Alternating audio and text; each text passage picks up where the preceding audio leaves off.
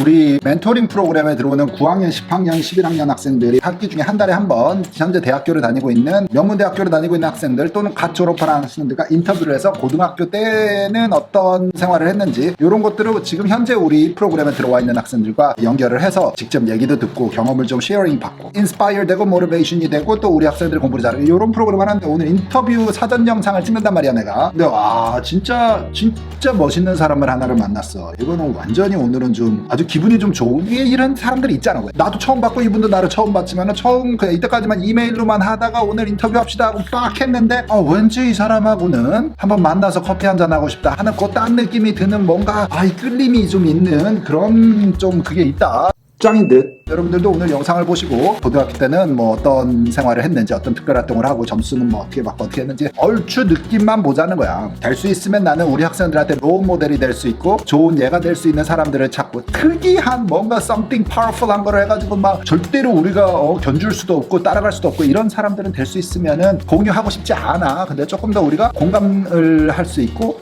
따라갈 수 있는 근접한 레인지에 들어오는 사람들을 좀 모아오는 편인데 한번 들어봅시다 여러분. 출발. 안녕하세요. 안녕하세요. Hey, good to finally see you. Okay, let's do this then. So first question would be, which college do you attend and what major do you study right now? Okay. So right now I'm going to be entering my junior year at Yale University. Currently I am a physics and philosophy major. It's a joint major at Yale rather than a double major. And I've switched around a few times, largely in physics, economics, philosophy, that sort of area. But right now I'm pretty set on being a physics and philosophy major.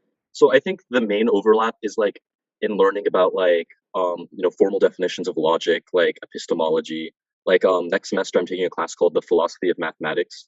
So Wow, it's really cool stuff. That's too deep. All right, got it. Okay, next question. What do you like best about your college or what you study at college? So there's really a lot to say. I mean, for me, this may sound a bit superficial, but what really drew me to Yale was the campus. I had been there a couple of times for the speech and debate tournaments, and I just remember always loving it. I think, in my opinion, the most gorgeous campus out of any college. But in terms of more formal structural things, Yale, I think, serves to really engender great inclusive spaces through a system called the residential college system, which is sort of kind of like Harry Potter houses. So when you first go to Yale, you're randomly sorted into a house, which your residential college, which you will stay within for all 4 years. They all have their own separate living spaces. There's different sports events between the different colleges, and you just really foster a great environment within your residential college. So for me, mine is Pearson College. And I think it's the best college, but I think anyone who goes to Yale will say that about their own residential college.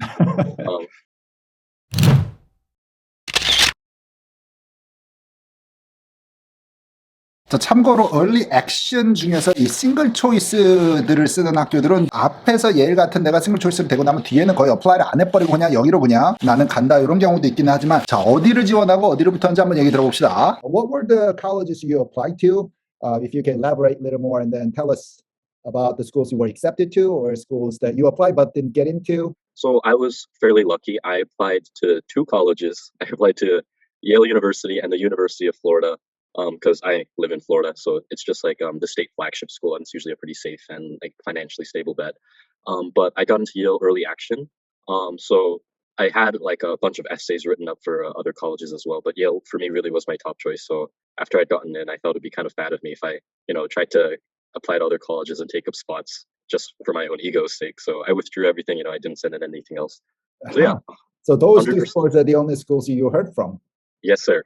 Could you tell us a little bit about your high school? Where did you go to high school? Yeah, so I went to Pineview School, which is a gifted public school in Florida, one of the best gifted public schools in the state. It's grades 2 through 12, but I started there in 8th grade. I initially went to just the public middle school in the Sarasota County system at first. And I really loved it there. We have really strong extracurricular programs. We offer a really wide range of classes. I was able to take Calculus 3 in high school, which I think is a really cool opportunity that many other people don't have. So yeah, I felt really lucky to go there. A little more about high school stuff. Did your high school ever rank students? If yes, what was your ranking?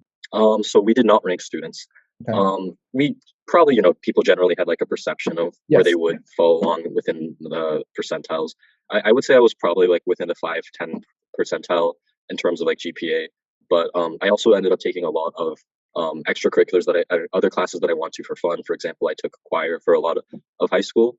So that probably knocked it down a bit because choir is not as weighted as a 5.0. So like, there would be kids that would only take full on APs, get A's. So they would have like nearly a 5.0 GPA. But mine was taken down a little bit by me taking choir. If you're saying you are between 5 and 10% student, you went to one of the best schools in the US, Yale. Yeah. What happened to those kids who were 1%, 2%? Where do you think they end up going to? So we had like a pretty strong high school. We a lot of kids ended up going to, like the best universities. Like we had 2 other kids in my grade go to Yale, 3 other kids go to Harvard. But I would say like, at least in my belief that at a certain point, I don't think like really there's a huge difference between the top 1 percentile and the top 5th percentile. It wasn't like there was a difference in percentiles because of like academic ability or anything. A lot of kids were just lower percentiles because they were like me. They just took choir or orchestra in high school because they were passionate about it, and their GPAs suffered a little bit as a result. So yeah, that's my general answer.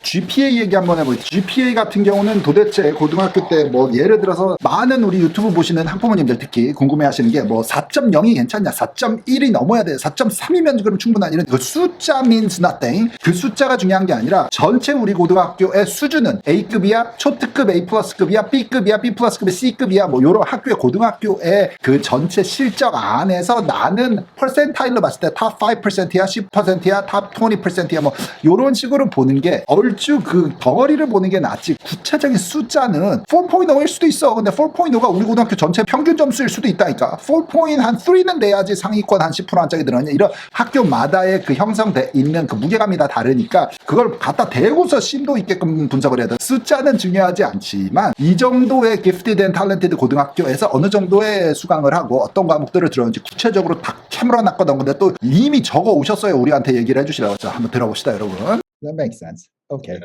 How many APs? It was AP school, right? How many APs did you take back in high school? I took 13 APs. Not the exams, but the courses. You took 13. Both. I took the 13 classes, 13 exams. Could you elaborate a little more? Yeah, sure. So when I was a freshman, I didn't take any APs because I was a little bit scared by them. I felt like these are a little too hard. My sophomore year, I only took 1 AP. I took AP Music Theory, and it was just because I really am passionate about music theory. I just wanted to learn it. Junior year, I took 6, and then senior year, I took 6. Junior year, I took Calc BC, English Lang, Macroeconomics, Physics, US Gov, and US History. And then for my senior year, I took Chemistry, English Literature, Physics C, Electricity and Magnetism, Physics C Mechanics, Psychology, Spanish, and Statistics. So I guess maybe technically I took 7 senior and 14 total, but I feel like Physics C is really just what I should have asked you which ones you didn't take back in high school. It sounds like you took them all almost. What was your highest SAT or ACT score? All right, so I took it twice. I took it once the beginning of sophomore year, I got a 1470, and then I took it again beginning of junior year, and I got a 1570 on the SAT, not the ACT. Never took the ACT, and I submitted just the 1570. Okay, good, thanks. What were the section scores? What was the math score, reading score? Yeah, I got an 800 on the math and a 770 on the reading and writing. Okay, gotcha. Thanks. School teachers did you receive the recommendation letters from? So I got 1 recommendation letter from my math teacher who taught me in Calc BC and Calc 3. I had him for 2 years. And then I asked initially my English teacher, who I had for 2 years between sophomore and junior year, but then last minute, she told me she wouldn't be able to write it. Why not? I think she just had family, like personal complications. So yeah, it was like really last minute. It was after I'd already submitted my application, actually. I had to ask last minute for my AP US history teacher. Were you close to the college guidance teacher? Yeah, he liked me a lot. So I took his class senior year. He taught psychology. Oh, he also taught a class. Yeah, he was a crazy busy man. I respect him so much. So yeah, I mean, I was a senior, so I was goofing around a little bit in this class, to be quite honest. But we would have like some conversations, like one-on-one, sometimes after class, and I think like he really got to know me well and like really liked me as a person. What sort of extracurricular activities did you have? Definitely, my biggest extracurricular was speech and debate. I was in it for all 4 years. I was the president of our team. And then my second biggest extracurricular would probably be singing, and that took a lot of different forms. Outside of school, I sang at this local music group. I was a professionally paid singer.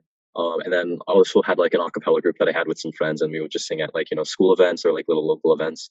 Um, and then for my third extracurricular, I think there's like a pretty clear top two, and then it becomes a little bit muddy for what would be my third most important extracurricular. I think I would probably say I would have political involvement. I was briefly like the media chair of the Stonewall Democrats caucus of Sarasota. So yeah. 이게 사람의 퍼스널리티를 측정하라는 스코어들이 따로 있다는 거를 계속 내가 강조를 하고 있잖아요. 여러분들과 이게 내가 제대로 커뮤니케이션을 하고 있다라고 나는 생각을 하고 있는데, 이 아시아계 학생들의 특징은 계속 아카데믹 스코어에 집중을 너무 많이 한다. 그래서 공부를 더 잘하고, 나를 예를 들어 그 전공에 뽑으면 내가 이쪽으로 능력이 많고 경험이 많으니까 가서 공부를 엄청 잘할 것입니다. 나를 뽑으십시오가 안 통한다고 계속 얘기를 했지. 그거는 그냥 기본이고, 웬만큼 된 상태에서 나는 인간적으로 요런 면이 좋고 요런 면이 좋으니까는 나를 뽑으면 내가 괜찮은 인간이니까 좋은 사람 하나 얻는 것이다. 요거지. 공부는 일단 오면은 다 잘하겠지. 적합성이 어느 정도 있으니까는 이미 그건 됐어. 근데 그거를 자꾸만 더 확실히 잘할 거다라는 거 이쪽에서 프로필을 강조를 해봤자 전형적인 아시아계 스타일이 되는데, 이 사람의 드는 예와 이분이 얘기하는 그 추천서를 받고 요러는 포커스들이 약간 특이한데 나하고 너무나 요즘 현실에 맞는다라는 난 진짜 공감을 하거든. 들어봅시다, 여러분. 한번 보세요. In your perspective, what do you think were the main factors that helped you get into Yale in the first? Of course. Yeah, I would be the first to admit that, like, on paper, like, my resume, as far as, like, within the context of Yale applicants go, is not going to be, like, the most impressive on its own. Like, I think I did well enough in school, but I don't think that's really what got me into Yale. Really, the most important factor was I spent a lot of time on my essays. I worked on them for months.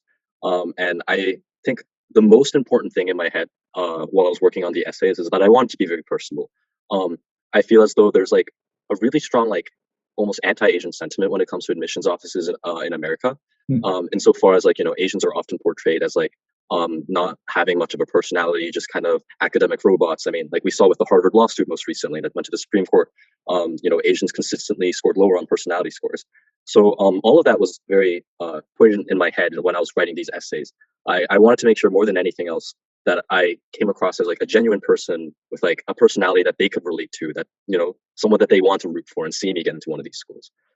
So yeah, I worked on those essays like every day for hours for months. I like to believe that what got me into Yale was those essays. Hey, about that singing paid job you talked about a little bit. Did you include that?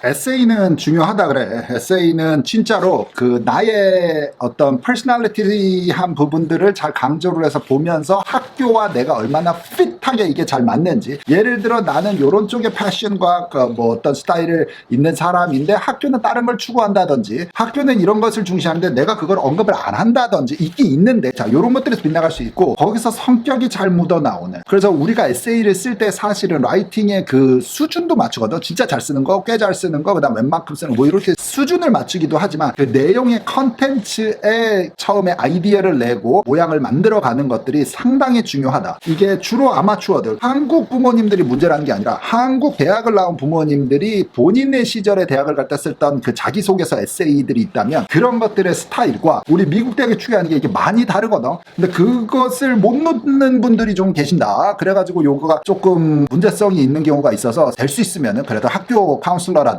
뭐 심지어는 우리 같은 사설업체 전문가들인지도 한번 대화를 해보시고, 될 수 있으면 에세이에서는 아카데믹한 거나 내가 똑똑합니다, 내가 엄청 전공을 열심히 잘할 능력이 있습니다, 이런 거는 빼야지 득점이 높게 된다는 걸 해야 돼. 안 해야 되는 것들 중에 하나인데 그거 외에 뭘 해야 되는지는 또 다음 비디오에서 얘기하기도. 오늘은 이 인터뷰 이 정도. 뒤에는 인터뷰하면서 또 부모님은 얼마나 공부에 관여를 하셨나요, 또 어떤 스타일로 시간 관리를 했나요, 숙제와 공부 관리는 다르게 했나요, 숙제는 무엇이고 공부는 무엇입니까, 집중을 할 때 어떻게 했나요. 요즘에는 디스트랙션이 많잖아. 뭐 핸드폰, 친구들, 소셜미디어, 뭐 여러 가지 우리 10대 학생들의 삶에 중요하다고 생각하는 것들이 많은데 그런 것들을 잘 정리를 하고 어떻게 공부에 집중을 할 수 있는, 이런 것들을 우리 멘토링 프로그램의 학생들이 좀 궁금해하는 부분들이라고 생각을 해서 질문들을 더 했는데, 여기 유튜브에 올리기는 비디오가 너무 기니까, 그리고 솔직히 다 올리면은 우리 멘토링 프로그램 하는 학생과 이렇게 그냥 보는 우리 일반 학생한테 차이를 주긴 줘야 되잖아. 미안합니다, 여러분.